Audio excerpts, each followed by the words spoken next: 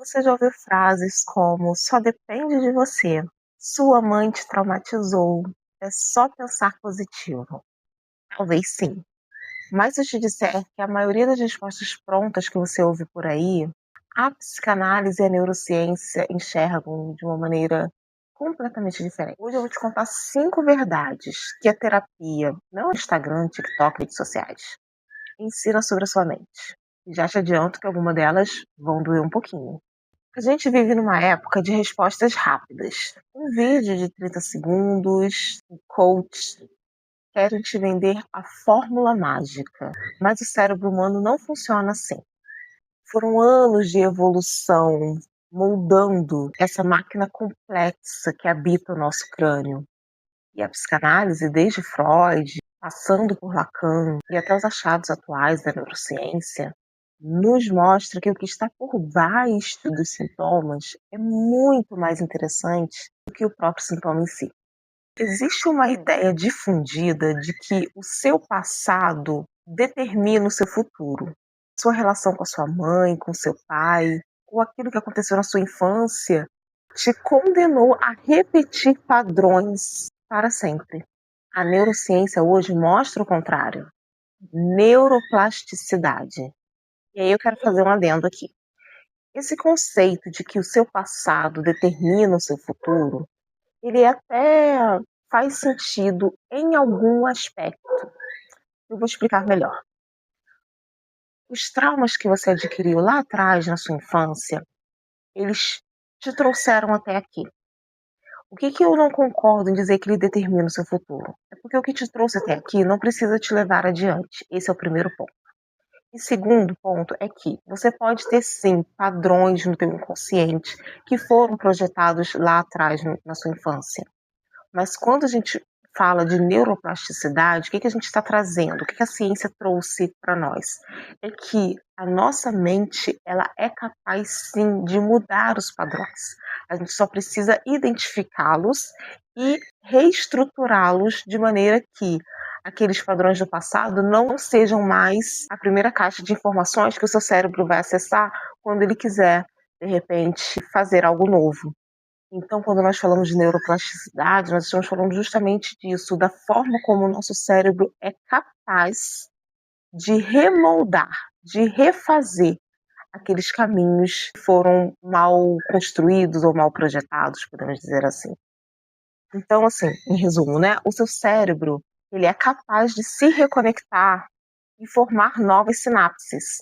Ele consegue criar novos caminhos neurais, mesmo na vida adulta. Ou seja, não é fácil.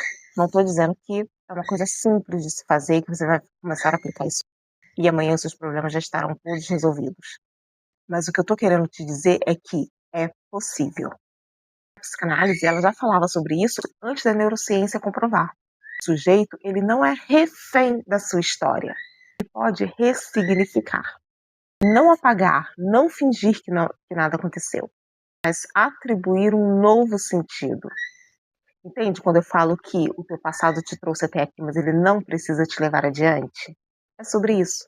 É sobre ressignificar esses traumas, esses pensamentos, essas experiências e projetar de uma maneira diferente para o futuro. Existe um padrão muito comum entre mulheres, principalmente as 30 mais, né, acima dos 30, que é o padrão da mulher dar conta de tudo. Ela engole choro, é ela que segura a barra, ela não pode fraquejar. Só que o nosso cérebro, ele não é um computador que você liga e desliga a hora que você quer. As emoções não processadas, elas não desaparecem. Elas somatizam. Inclusive, eu tenho um e-book publicado no Wattpad. Eu vou deixar o link aqui para vocês, é gratuito. E fala justamente sobre a somatização. É uma história de uma menina que tem no seu corpo, né, atribuídas muitas dores que ao longo da história ela vai entendendo que essas dores têm origem no emocional. É muito interessante, eu escrevi ele tem um ano mais ou menos, está lá no Wattpad, vou deixar o link aqui na descrição se você quiser ler. É um livro muito dinâmico, fácil de ler e, se eu não me engano, 30 ou 40 páginas, não é um livro muito extenso e passa uma ideia muito interessante, vale a pena. Dá uma olhadinha lá depois. Então, em resumo aqui, sobre somatização, A gente pode falar de enxaqueca, tensão muscular, problemas digestivos, insônia. Muitas das vezes o seu corpo ele está gritando aquilo que você não quis ouvir. A amígdala cerebral, nós podemos entender como a nossa central de alerta no cérebro. Então, essa amígdala, essa central de alerta, ela não descansa enquanto você não processar, enquanto você não elaborar aquilo que está sentindo. Agora a gente chega num ponto até um pouco mais delicado, mais sofrido, talvez, de entender, de perceber. A questão é que a gente cresce ouvindo contos de fadas. Príncipe e princesas, final feliz. E aí a gente cresce esperando que alguém vai chegar na nossa vida e resolver todos os nossos problemas. Gente, eu vou até fazer um parêntese aqui, nem tá no meu roteiro, mas eu já até falei sobre isso em outro vídeo. Eu, quando tinha mais ou menos 12 anos, 11, 12 anos, eu não lembro a idade certa, mas foi quando lançaram o filme do Shrek. E até então eu tinha muita ilusão do Príncipe Encantado, daquela coisa toda dos contos, né, de fantasias. E quando eu assisti Shrek, eu me encantei com aquela história, me encantei com a verdade, né, com as coisas do dia a dia. E eu fui fazendo essas associações, né, porque a vida nem sempre é perfeita, é perfeitinha, aquela pureza, aquela delicadeza. Às vezes a gente esbraveja, fala umas coisas assim meio que outros contam, enfim, conta com umas questões assim meio distantes, né, daquilo que seria um cenário perfeito. Mas isso é a vida. E o cenário de Shrek me mostrou muito isso. E eu me lembro que naquele momento, eu tenho muita memória assim da minha infância, e eu me lembro que naquele momento que eu assisti o filme, eu falei assim, cara, se eu ficar buscando perfeição nas pessoas, eu nunca vou me sentir realizada de verdade, eu nunca vou encontrar alguém legal de verdade. Porque eu tava entrando na minha adolescência, então eu acredito que eu já tivesse uns 12 ou 13 anos, depois eu vou pesquisar. Mas ali eu percebi que o seu feliz para sempre, ele não vai ser aquela perfeição, aquela pureza, aquela limpeza delicada, né, da Cinderela, das princesas Disney, né?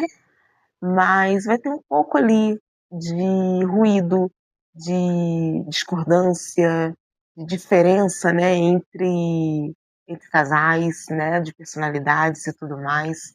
Então, isso para mim foi assim um divisor. Para mim, hoje em dia, quando eu vou usar como referência, eu sempre uso Shrek, né? Fiona e Shrek ali, aquele casal que não tinha nada em comum, de vez em quando eles discutem, eles brigam, mas que existe amor, existe verdade no relacionamento deles, e eu acho isso muito incrível. Eu acho que foi uma sacada assim dos animadores muito interessante trazer um outro contexto, né, para a gente não se apegar tanto a fantasias, a coisas muito fantasiosas e conseguir caminhar mais dentro da nossa realidade.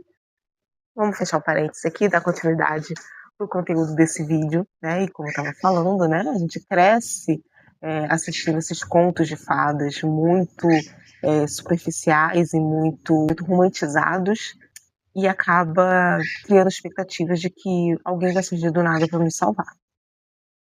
A neurociência do apego, ela mostra que o nosso cérebro ele busca figuras de segurança.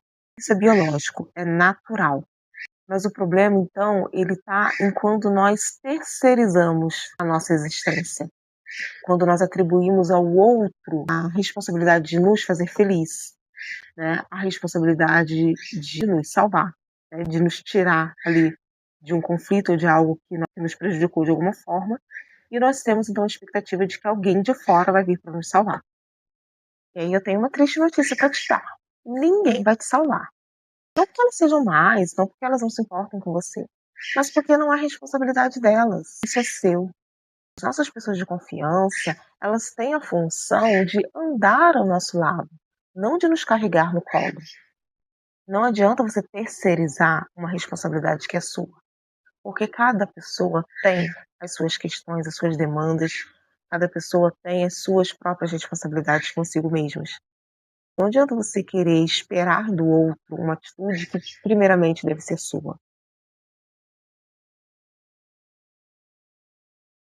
parece que autocuidado virou tema, né, de empresa de cosméticos. Mas para a psicanálise, o autocuidado, ele tem um significado muito mais profundo. Dormir, ter horário para dormir, horário para acordar, isso é autocuidado. Porque o seu cérebro, ele precisa consolidar memórias, ele faz isso durante o sono, né, durante a noite. Então, dormir é uma atitude de autocuidado. Comer bem, porque o eixo intestino e cérebro regula o seu humor. Dizer não sem culpa, porque limites preservam a sua energia. Inclusive, eu tenho um e-book que está disponível na Amazon, vou deixar também o link dele aqui na descrição, que se chama Limites que Libertam. Olha, é um conteúdo riquíssimo, ele está disponível na versão digital pela Amazon no valor de R$ 9,90. Esse valor simbólico. Eu, se fosse você, dava uma olhadinha. Ah, inclusive, ele tá na versão limited também. Então, se você tem o pacote da Amazon, né, dos e-books da Amazon, Kindle, né? Não o aparelho Kindle, mas o aplicativo Kindle. Se você tiver Unlimited assinada, você consegue baixar o livro lá e lê-lo gratuitamente. Então dá uma olhadinha lá que vale a pena. Você tem dificuldades para impor limites, para se posicionar, para dizer não, né, para as outras pessoas, porque quando você diz sim para o outro, você diz não para você muitas vezes. Então, se você tem essa dificuldade, eu te recomendo esse livro, Limites que Libertam. Vou deixar o link aqui na descrição. Outra atitude de autocuidado, né, também é parar de responder, por exemplo, e-mails a cada 5 minutos, né? E-mails, WhatsApp, enfim, a cada 5 minutos. Porque essa atenção fragmentada é uma das maiores fontes de estresse na modernidade. Essa é a maior mentira da autoajuda. E eu confesso que eu já usei esse termo. Mas quando a gente vai entender ele de forma mais profunda, a gente percebe que não é bem assim. Então, seria algo, né, sobre se encontrar. Encontre quem você é, se encontre. Como se existisse uma versão verdadeira sua que você ainda não acessou. E essa versão está ali, né, escondida em algum lugar e você precisa descobrir onde ela está. Mas a psicanálise, ela vai nos ensinar que o sujeito, ele é um ser inacabado. Ou seja, você se faz, você se constrói todos os dias. Isso acontece com tudo na sua vida, né? Com as suas experiências, com o que acontece de bom, com o que acontece de ruim, com as coisas que te confundem, enfim, as tuas experiências diárias, elas vão te ensinando algo. Então, o seu cérebro, ele está sendo remodelado a cada nova experiência, cada escolha, cada pensamento que você começa a cultivar. Bom, a gente já está próximo de terminar esse vídeo e eu quero recapitular aqui alguns pontos com você. Trauma não é destino. O seu cérebro pode recomeçar. Sentimentos não matam. Ignorá-los é que vai te adoecer. Ninguém vem te salvar. E tá tudo bem, porque essa responsabilidade é sua, não do outro. Autocuidado de verdade é limite, sono e comida de verdade. Você não se encontra, você se constrói todos os dias. Se alguma dessas coisas ressoou em você, deixa aqui embaixo qual dessas 5 verdades você precisava ouvir hoje. Eu vou te pedir para compartilhar esse vídeo com aquela amiga ou um amigo seu que está passando por um processo e precisa ouvir essas verdades. E se você ainda não é inscrita, vou te pedir para se inscrever aqui no canal para a gente continuar essa conversa sobre a mente humana. Sem complicações, mas com profundidade. Não esqueça de deixar o seu like e eu te vejo no próximo vídeo. Por hoje é só. Fica com Deus. Beijinho e tchau.